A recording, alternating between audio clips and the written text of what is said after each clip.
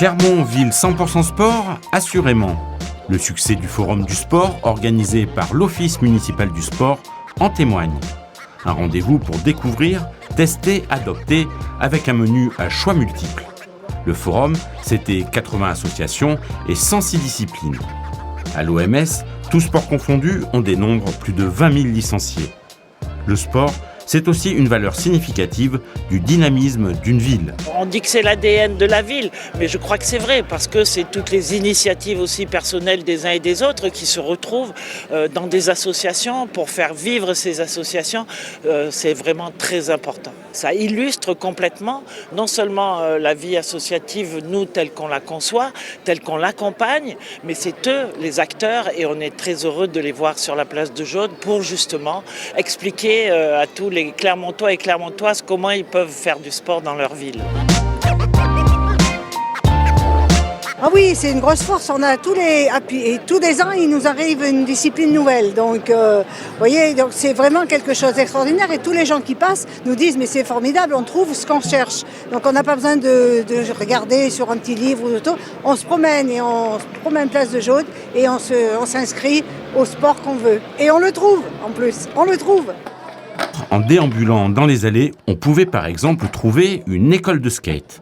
Une bien belle idée. L'idée, elle est très simple, ça fait longtemps qu'on y réfléchit.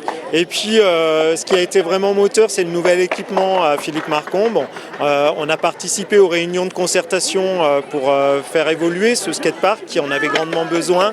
Et aujourd'hui, il est venu le temps de l'animer et de proposer une école. On a une demande énorme autour du skatepark et de la pratique du skateboard à Clermont-Ferrand. Donc, on a créé cette école. Pour bien faire du skate, je pense qu'on fait appel à plusieurs compétences. Il y a la notion d'équilibre, bien évidemment. Il y a tout ce qui est aussi concentration. Et puis, il y a aussi de la persévérance, puisqu'en fait, c'est qu'à force de répétition qu'on arrive à faire les figures. Toujours aussi plébiscité, les arts martiaux avec par exemple l'aïkido. C'est un art martial japonais qui est né au milieu du XXe siècle. C'est un art sans compétition parce que on n'attaque pas, sauf pour les démonstrations ou pour permettre à l'autre de s'entraîner. Puis le forum, c'est aussi l'occasion d'essayer des choses vraiment nouvelles. La capoeira, ça vous dit ? La capoeira, c'est quelque chose de très complet. Je dis quelque chose parce que c'est assimilé souvent à une danse. C'est une lutte brésilienne, donc c'est du combat qu'on fait avec de la musique. Il y a beaucoup d'expressions corporelles, des acrobaties, donc tout de suite, c'est assimilé à une danse, mais pas du tout. C'est pas du tout chorégraphié. On commence généralement à 4 ans. Il faut au moins comprendre qu'est-ce que c'est la droite, qu'est-ce que c'est la gauche, parce que sinon c'est un peu compliqué. Mais ça s'apprend assez facilement. C'est un sport très ludique, donc les enfants adorent. Gros succès populaire donc pour cette édition 2022. L'année sera assurément sportive à Clermont-Ferrand.